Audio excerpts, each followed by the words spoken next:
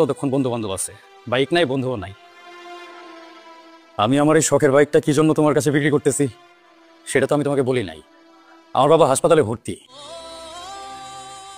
মৃত্যু শয্যায়। সকালবেলা আজকে ডাক্তার আমাকে বলছে তার অপারেশন করানোর জন্য ইমার্জেন্সি 90,000 টাকা লাগবে। আমার এই বাইকটার দাম এখন কত হবে, বিক্রি করলে কয় টাকা পেতে পারি, আমার না এগুলো মাথায় নাই, সেগুলো আমি চিন্তা করি নাই। আমার কাছে এখন লাভ লসের কোনো হিসাব নাই। আমি শুধু এটুকু জানি আমার এখন আমার বাবারে বাঁচাইতে হবে। তুমি যদি আজকে আমার এই বাইকটা কিনে নিতা, হয়তো হয়তো আমি সময় মতো টাকা নিয়ে যেয়ে আমার বাবারে বাঁচাইতে পারতাম।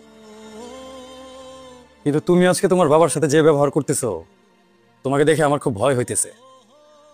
সম্ভবত তুমিও আমার মতো ভুল করতেছো। জীবনে যখন টাকা পয়সা ইনকাম করবা তখন অনেক বাইক কিনতে পারবা, অনেক গাড়ি কিনতে পারবা, অনেক বাড়ি করতে পারবা। কিন্তু আজকে তোমার দেওয়া কষ্টে যদি তোমার বাবার কিছু হয়ে যায়, তোমার বাবাকে না কোনোদিন ফিরে পাবা না। আমি তো তোমার আপন ভাই না, তোমাকে এত কথা বলার অধিকার হয়তো আমার নাই। তবে একটা কথা মনে রাখো, শুধুমাত্র বাইকের জন্য নিজের বাবার সাথে এত খারাপ ব্যবহার করো না।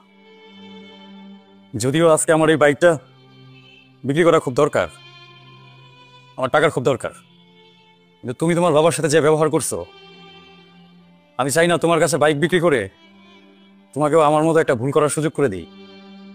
হ্যাঁ, আমার টাকার দরকার, কিন্তু আমি না তোমার কাছে এই বাইকটা বিক্রি করবো না। বাইক একটু দাঁড়ান। বললাম তো, তোমার মতো বেয়াদব ছেলের কাছে আমি বাইক বিক্রি করবো না। আমি বাইক কিনবো না, তবে আপনার সাথে একটু কথা আছে। না, তোমার সাথে আমার তো কোনো কথা নাই। তোমার মতো বেয়াদব ছেলে যে কিনা নিজের বাবার সাথে খারাপ ব্যবহার করে, তার কাছে আর যাই হোক, যত টাকারই প্রয়োজন করুক, আমি বাইক বিক্রি করবো না। আপনি একটু দাঁড়ান। বাবা, তুমি আমার বাইক কেনার জন্য যে টাকাগুলো আনছো সেগুলো বের করো। আরে তুমি আবার তোমার বাবার কাছে কেন টাকা চাইতেছো? আমি বললাম তো আমার বাইক তোমার কাছে আমি বিক্রি করবো না। বাবা, টাকাটা বের করো না। আমার কাছে 1 লাখ টাকা আছে, এটা তুমি চাইলে নিতে পারো।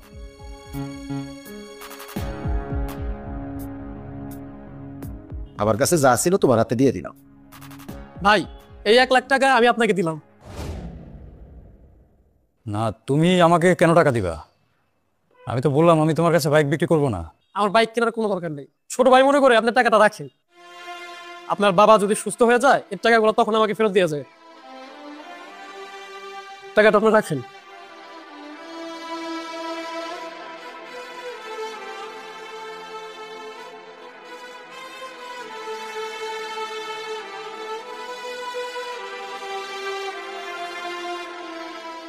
বাবা, আমি তোমার সাথে খারাপ ব্যবহার করে ফেলছি, আমি তোমাকে অনেক কষ্ট দিয়ে ফেলছি, তুমি মনে কোনো কষ্ট নিও না।